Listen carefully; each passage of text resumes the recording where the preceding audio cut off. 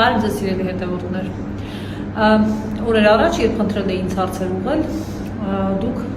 հարցեր էիք ուղղել նաև կառուցապատող ընկերությունների, նրանց կողմից շենքերի հանձնման ժամկետների խախտումների եւ բնակիչների իրավունքների հետ կապված։ Այսօր որոշել եմ անդրադառնալ այդ հարցին եւ այս կապակցությամբ մի քանի կարևոր ուրեմն նկատառումներ ու դիտարկումներ կա, որ ուզում եմ ներկայացնել։ Նախ եւ առաջ ակնհայտ է, որ կառուցապատող ընկերությունների կողմից շենքերի հանձնման ժամկետների ուշացումը որպես ընդհանուր կանոն, առանձին բացառությունները հաշվի չառնելով, այո, խախտում է բնակիչների իրավունքները եւ հատկապես այն դեպքերում, երբ օրինակ ժամկետը սահմանվում է այնպիսի հանգամանքի վրա հասնելով, որի հաստատ վրա հասնելու մասին պնդում անել չենք կարող, այսինքն գրում են օրինակ շին թույլտվության ստացմամբ, հա,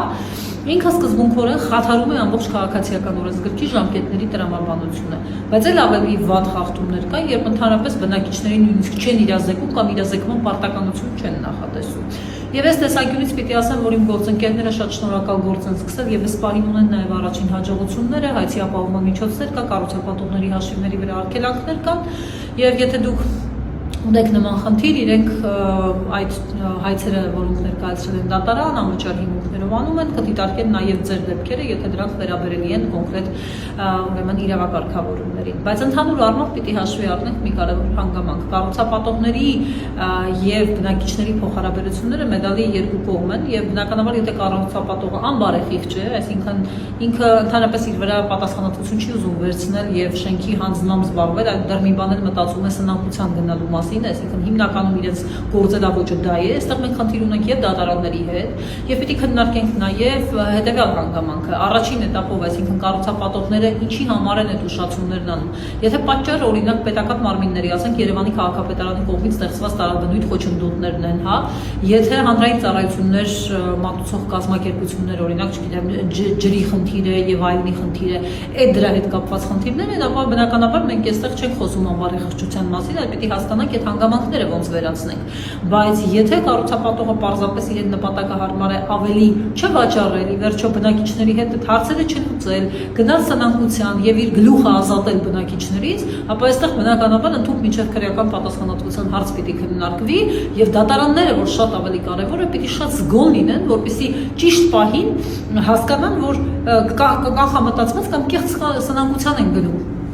Ինչ են ուզում իրենք անել, ի սկզբանե իրենց վարքագիծը որն է, որտեղ մենք արդեն ծայրահեղ վատ պրակտիկա ունենք եւ այս տեսանկյունից պետք է հասկանանք, թե ինչպես շարժվել առաջ, որտեղ մյուս կողմից էլ կառուցապատողները